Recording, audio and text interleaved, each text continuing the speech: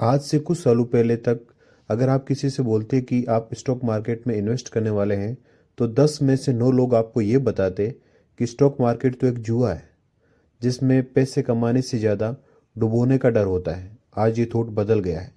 लोगों को ये पता चल गया है कि स्टॉक मार्केट से पैसा बनाया जा सकता है, लेकिन ये काम कैसे किया जा सकता है इसका किसी को पूरा आइडिया नहीं है। अगर दिन में हम न्यूज़पेपर में ऐसे केस देखते हैं जहां लोग अपने लाखों रुपए किसी यूट्यूब चैनल या टेलीग्राम चैनल पर बताए गए स्टॉक में डालने के बाद बर्बाद कर देते हैं, तो आज हम आपके इस प्रॉब्लम को सॉल्व करने वाले हैं। विलियम ओनील की बहुत ही famous book how to make money in stock के जरिए हम आपको बताएंगे कि कैसे आप स्टॉक मार्केट में अपनी किस्मत को चमका सकते हैं और कैसे स्टॉक मार्केट कोई अलग गेम नहीं है। यहाँ अगर चीज़ों को ठीक से ऑब्जर्व करके इन्वेस्ट करें तो ये आपके लिए बहुत ही शानदार अपॉर्चुनिटी हो सकता है। चार्ट पैटर्न्स पहचानने से रखे स्टॉक मार्केट में कदम। अगर हम स्टॉक मार्केट की पूरी हिस्ट्री को देखें तो हम महसूस करेंगे कि कुछ चीज़ें हमेशा से रहती हैं। वह है स्टॉक मार्केट के बड़े विनर्स और बड़े लूजर्स। कुछ ऐसे स्टॉक्स जो बहुत कम समय से उठते हैं और कुछ ऐसे जो रातों रात गिर जाते हैं। ये सभी पैटर्न्स आपको किसी स्टॉक का बिहेवियर दिखाते हैं और ये बिहेवियर हमेशा के लिए अप्लाई होता है। यानी आप एक बार किसी स्टॉक के बिहेवियर को समझ जाते हैं तो आप अपनी प्रेजेंट की एक ट्रेडिंग में अप्लाई कर सकते हैं। और अब आपके मन में सवाल आ रहा होगा कि आप इस बिहेवियर को कैसे स्टडी करेंगे। इसका जवाब है स्टॉक चार्ट। चार्ट कुछ ऐसे ग्राफ होते हैं जिनसे आपको उस स्टॉक की मूवमेंट का पता चलता है। ये बिल्कुल वैसे ही है जैसे डॉक्टर हमारी एक्सरे को देखकर हमारी हेल्थ के बारे में बता देते हैं। वैसे ही हमारा स्टॉक चार्ट को देखकर उस स्टॉक की हेल्थ के बारे में काफ़ी कुछ पता लगाया जा सकता है। अब स्टॉक चार्ट में आपको काफ़ी चीज़ें दिखती है, तो उसमें आपको किस बात पर ध्यान देना है? तो इसका जवाब है प्राइस पैटर्न पर।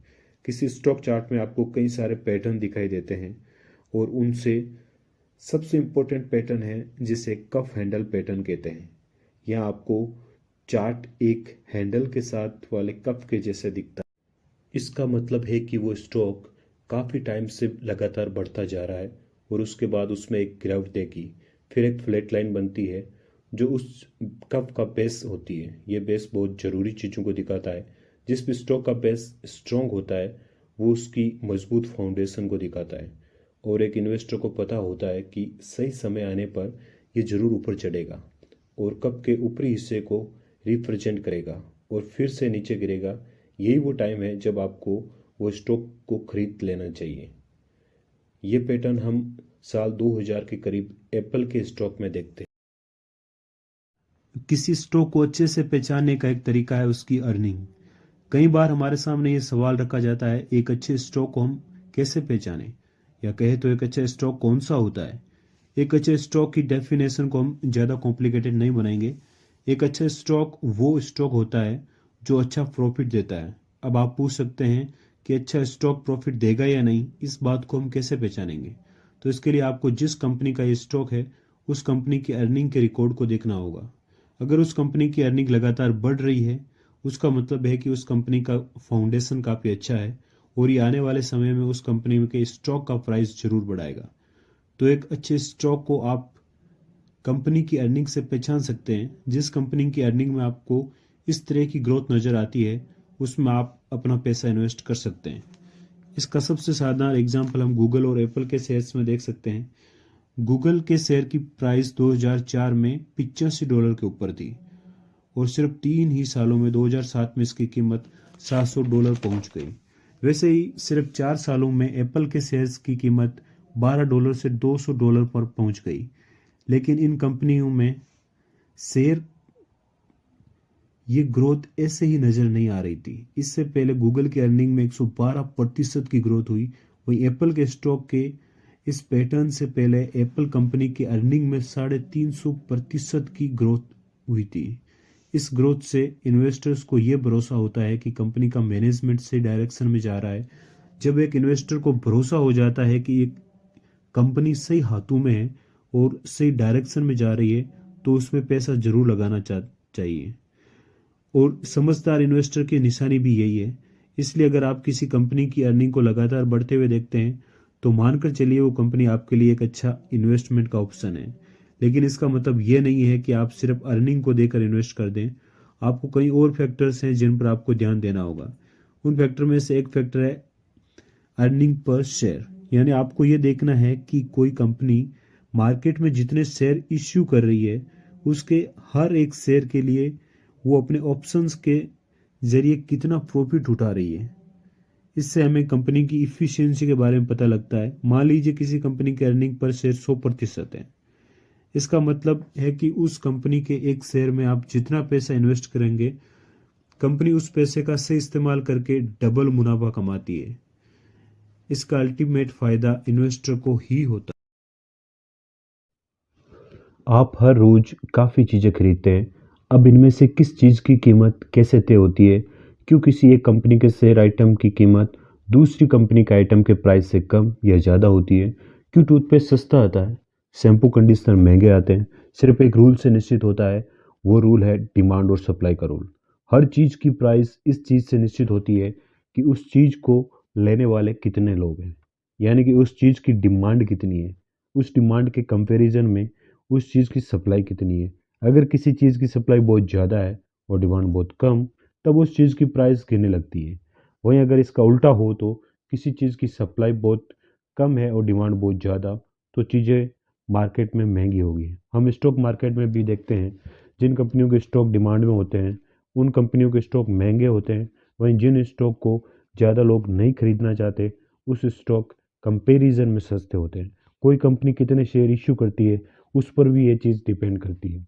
जैसे किसी कंपनी की वैल्यूएशन 100 रुपये है, तो वो या तो 10 रुपये पर शेयर के हिसाब से या 20 रुपये पर शेयर के हिसाब से 5 शेयर इश्यू कर सकती है, और इस तरह से वो 2 रुपये पर शेयर के हिसाब से 100 शेयर भी इश्यू कर सकती है।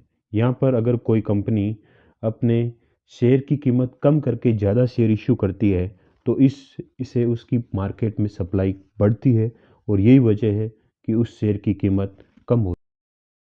इससे शेयर जो ज़्यादा नंबर में होते हैं उनसे जुड़ा एक फ़ायदा ये होता है कि वे अचानक से गिरने के डर से सेफ होते हैं। वहीं जो शेयर बहुत कम नंबर में निकलते हैं उन शेयर की कीमत अचानक से गिरने के चांस ज़्यादा होते हैं, क्योंकि कम नंबर में शेयर होने के कारण एक ट्रांजैक्शन भी शेयर की कीमत को गिरा सकती है। इसके अलावा जो चीज़ आपको देखनी चाहिए वो ये कि कंपनी का मैनेजमेंट कंपनी के शेयर होल्डिंग में कितने प्रतिशत हिस्सेदारी रखता है। जब कोई कंपनी मैनेजमेंट कम से कम 1/3 शेयर अपने पास रखता है, इसका मतलब है उस कंपनी के मैनेजमेंट को भी कंपनी के ऊपर काफ़ी भरोसा है और वो उस कंपनी को प्रॉफिटेबल बनाने के लिए काफ़ी एफर्ट लगाने वाला है। वहीं अगर कंपनी के मैनेजमेंट के पास ज़्यादा शेयर नहीं है, इसका मतलब है कि मैनेजमेंट अपने नुकसान से बचना चाहता है और वो बाकी रिटेल यूनिवर्सिटी से उस नुकसान की भरपाई करवाना चाहता है। एग्जाम्पल के लिए रिलायंस इंडस्ट्री के 50% शेयर अंबानी फैमिली के पास है। इससे पता लगता है कि Ambani family personally Reliance industry के ग्रोथ के लिए काफ़ी डेडिकेटेड है। मतलब ये नहीं है कि ऐसी कंपनी आपको हमेशा प्रॉफिट ही देगी, लेकिन इस कंपनियों के मैनेजमेंट को भी यूनिवर्सिटीज़ के साथ साथ नुकसान होता है, और इन वजहों से ऐसी कंपनियों में आपका पैसा हमेशा सेफ रहता है।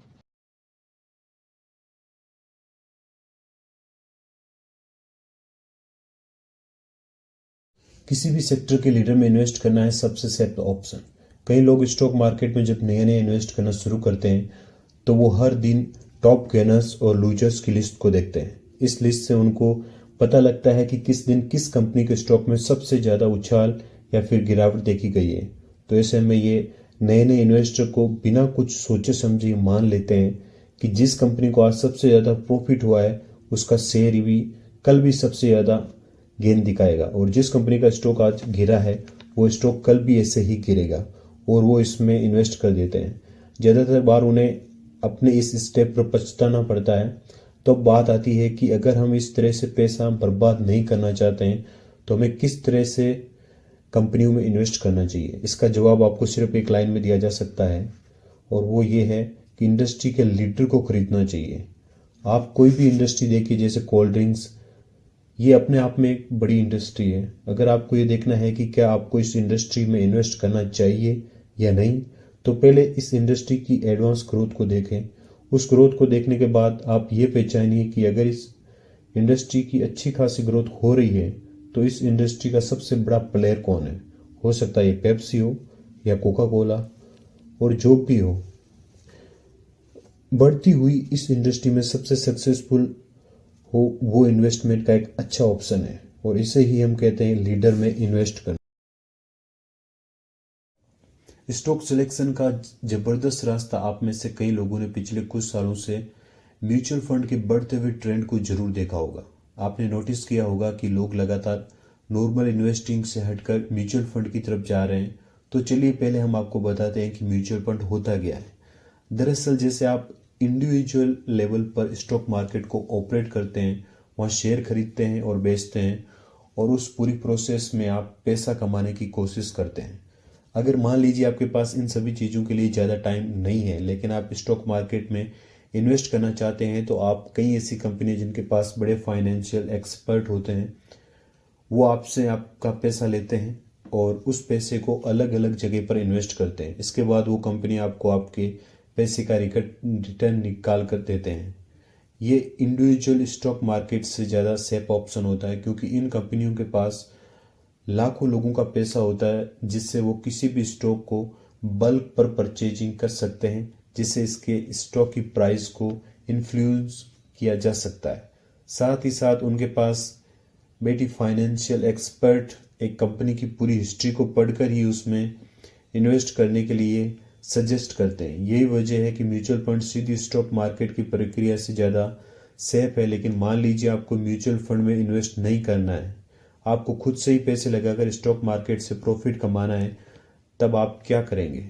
तब आप अलग अलग कंपनियों के म्यूचुअल फंड में किन किन कंपनियों के स्टॉक हैं, उन स्टॉक पर ज़्यादा ध्यान दें। यानी कि आप इतनी बड़ी कंपनियों के फाइनेंशियल एक्सपर्ट की सारी रिसर्च को घर पर बैठे बैठे इंटरनेट पर हासिल कर सकते हैं, और उसके बाद आप सिर्फ उन कंपनियों की फंडामेंटल एनालिसिस करें और उसमें पैसा इन्वेस्ट करने की सोचें। म्यूचुअल फंड कंपनियां आपका पैसा केवल एक ही स्टॉक में नहीं डालती, वो स्टॉक फंड जैसे अलग अलग जगहों पर आपका पैसा इन्वेस्ट करते हैं, ताकि अगर किसी भी एक जगह पर नुकसान हो तो दूसरी जगह पर उस प्रॉफिट उस नुकसान की भरपाई कर दें और आपका सारा पैसा लॉस में न जाए। इसलिए एक कंपनी के म्यूचुअल फंड बास्केट को देखकर आप कई सारी कंपनियों के अच्छे स्टॉक मिल जाएंगे, जो आपको अच्छा खासा रिटर्न कमा कर दे सकते हैं।